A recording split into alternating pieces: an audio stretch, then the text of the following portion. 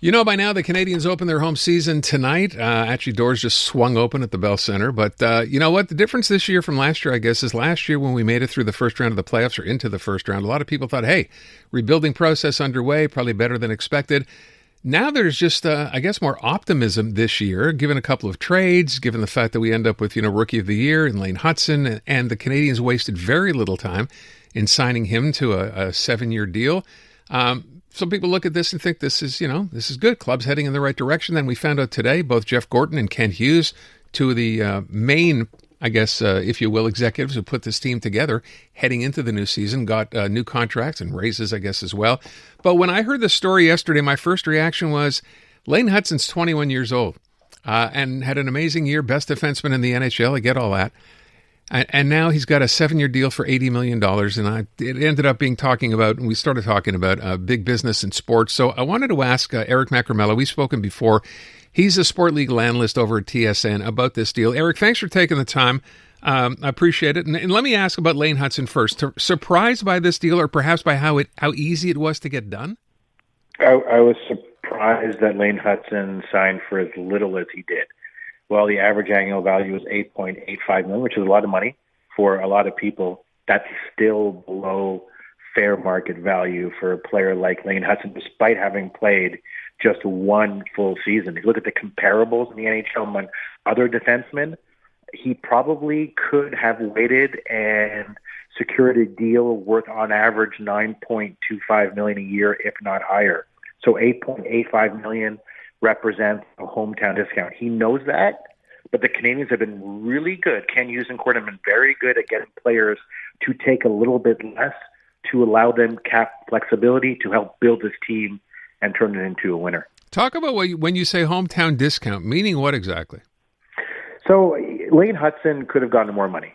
Had he really played hardball, he could have secured $9.25 million on average a year, if not a little bit more. But they're saying, look, you love playing in Montreal. We're building something special. But for us to have a chance to sustain success long term, we can't allocate a bunch of dollars to individual players at fair market value or even a little bit higher. This is why Suzuki took less, Caulfield took less.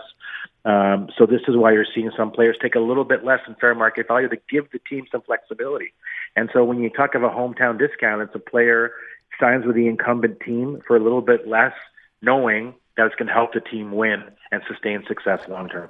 My question would have been, I don't mean, tongue in cheek, but since when do agents care about that kind of stuff? They're out there to try to get the most money. If it means being traded to, I don't know, Minnesota or Utah, at the end of the day, it's $1 million over the next 7 years. That's a lot of money. So how does this keep entering into it?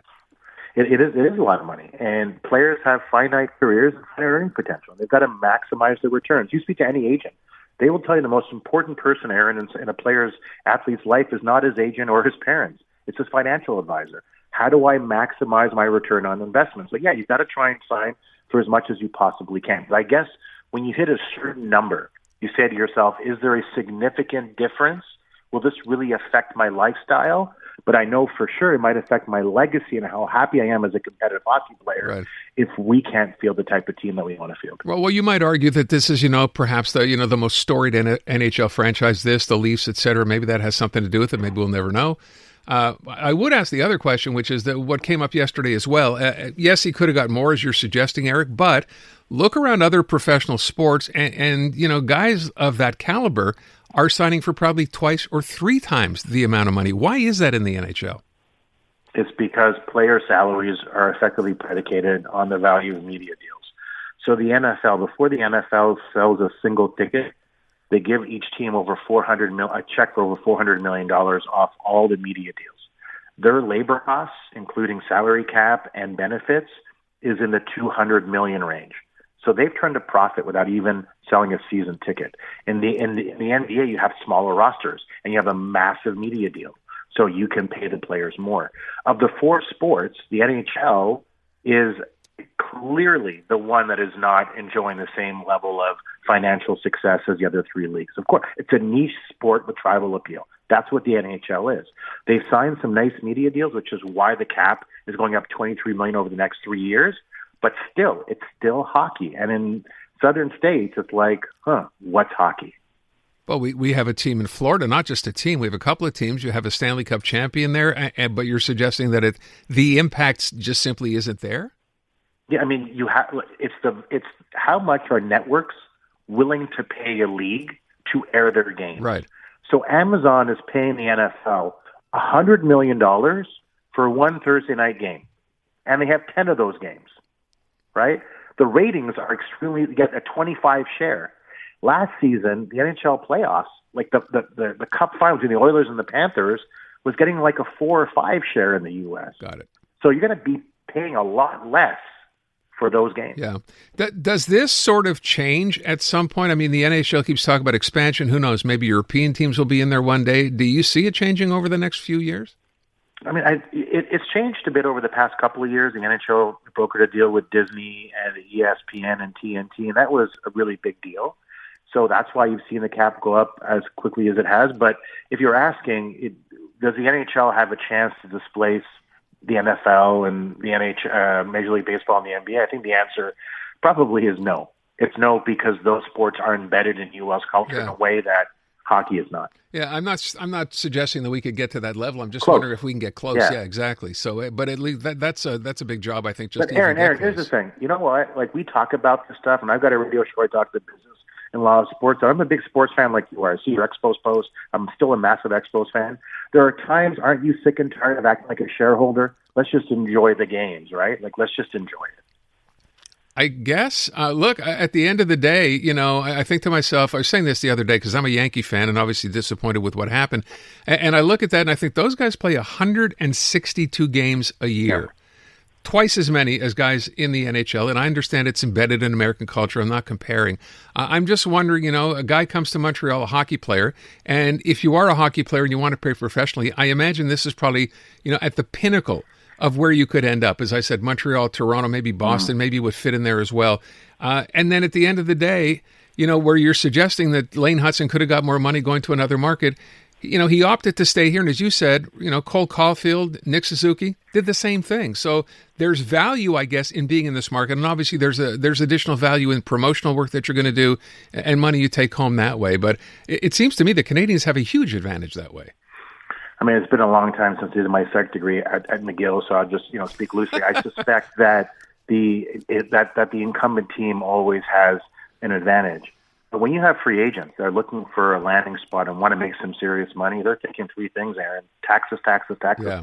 Florida, Nevada, Texas, Tennessee. I mean, those are no tax states, and it matters to players. You know, when the Tampa Bay Lightning, when they pitch a free agent, I've seen it firsthand. The first page of the little brochure is the tax situation in the state of Florida. So it matters to players. But if you have a player who's young like Lane Hutson, he's just starting his second full season as a Montreal Canadian. He loves playing here. He's completely appreciated. He's validated here. It'll take a lot for him to leave. It'll take a lot for a guy like that to leave. By the way, I don't want to kind of draw this picture up, but let's just say, because we know what happened with Carey Price, let's say something happens to Lane Hutson this year, next year, whatever else. What happens to that salary? Is that guaranteed money? It is.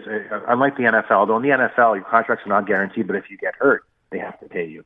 In the other three sports, the NBA, Major League Baseball, and the NHL, it's all guaranteed money. Now, the contracts are insured. So when it came to Carey Price's deal, of the $10.5 million, about 80% of that was covered by insurance. So when he was traded, the team that received him, I think it was the Sharks, they were only paying him $800,000 less than $10.5, and the bonus of the Canadians that paid him at $2.5 million. So you can get insurance to cover it, but you're bang on. Like, here's the thing: Lane Hutson has played 1 year in the NHL. He's been dynamic. He has had an historically great season for a rookie defenseman, no doubt about that. But the only certainty in sports is what? It's uncertainty. Yeah. So you cross your fingers and hope for the best. I think about a movie I saw not that long ago. I don't know if you're old enough to remember. Do you remember who Mark Fidrich was? I do not. Okay. Pitcher for the Detroit Tigers. He came up when Detroit was going through a terrible time with auto strikes, etc. Kid came up, and he used to talk to the baseball on the mound. He was an interesting character. He came up again at the age, I think, of 20 or 21 after having made the team in spring training. It was the biggest thing in baseball. Cover Sports Illustrated. 2 years later, he was out of the game.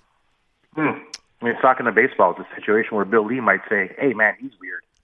Even Bill Lee would say about Mark Fidrich he was weird, but in the best possible way, probably. Yeah. Eric Macramalla. Hey, listen, before I let you go, just real quick, I mentioned, the signings of Jeff Gorton, Kent Hughes. What'd you make of that? It makes perfect sense. They, from day one, they want to build a team that is fast and that is skilled. And this season, we're seeing it. It's a very exciting time to be a Habs fan because this is a team that is now being constructed to sustain success long term. This is a very good hockey team, a team that can easily get 100 points this season. So extending those two guys makes perfect sense. They have done a very good job. When it's very hard, Aaron, to build a roster within the four narrow corners of the CBA because of the salary cap and the salary floor, it's very hard. Look at the Sabres and the Red Wings. They have done a great job. We were all on board until they lose 3 in a row. Eric Macramalla. Fire them. Fire them. Someone's going to say it. Eric, thanks so much for the time. Always appreciate it. The newest tracks. Let's go. New music. And the next big thing. Always on the new music first. Your first place to hear it all. 'Cause you gon' like it, love it, wanna play it twice. Playing now. iHeart New Music. Your digital station for brand new drops, fresh finds, and tomorrow's bangers. I think we need something new. Discover iHeart New Music. Always fresh, always first. Stream now on the free iHeartRadio app.